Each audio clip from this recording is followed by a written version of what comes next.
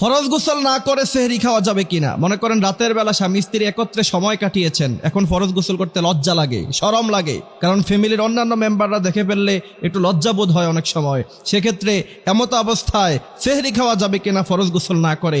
এই প্রশ্নটা আমাদের কাছে অনেকেই করেছেন। খুব সাবধান, ইসলামের এই বিষয়গুলো এত বেশি সাবধান থাকতে হবে আপনাকে। যদি আপনি একটি ভুল করেন, এই মারাত্মক ভুলের কারণে আপনার 30টি দিনের রোজাই ধ্বংস হয়ে যেতে পারে। এই জন্য আল্লাহর হাবিব সাল্লাল্লাহু আলাইহি ওয়াসাল্লাম বলছেন, ইসলামের যেই কোনো আমল করার আগে অবশ্যই তার ব্যাপারে সম্পূর্ণভাবে তোমাকে জানতে হবে, তারপরে তুমি অল্প আমল করবা।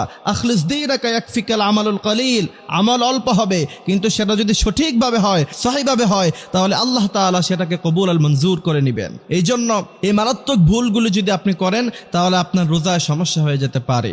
এইখানে অনেকের মনেই একটা প্রশ্ন থাকে যে এখন ফরজ গোসল না করে সেহরি আমরা খেতে পারবো কিনা।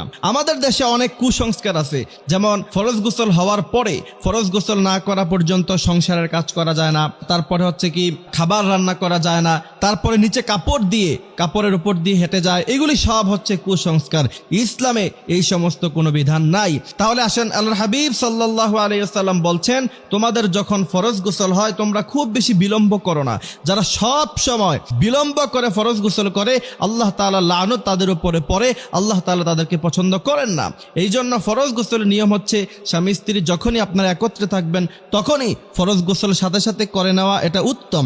কিন্তু যদি না করেন, অবশ্যই আপনারা ঘুম থেকে ওঠার পরে সাথে সাথে ফরজ গোসল করে নেবেন। কিন্তু কোনো কারণে যদি আপনি ফরজ গোসল করতে পারেন নাই, সেহরি খাওয়ার সময় চলে যাচ্ছে, অথবা আপনি সেহরি খেয়ে ফেলেছেন, আব্দুল্লাহ বিন বাজ রাহিমাহুল্লাহ তাআলা বলেছেন আপনার রোজা হয়ে যাবে, রোজাতে কোনো সমস্যা হবে না। তারপরে উসাইমিন রাহিমাহুল্লাহ তাআলা উনিও সেম কথা বলেছেন। বড় বড় ইসলামিক স্কলাররা সবাই এ ব্যাপারে একমত, ফরজ গোসল না করেও সেহরি খাওয়া যাবে, এতে কোনো ধরনের কোনো সমস্যা নাই, রোজারও কোনো সমস্যা হবে না।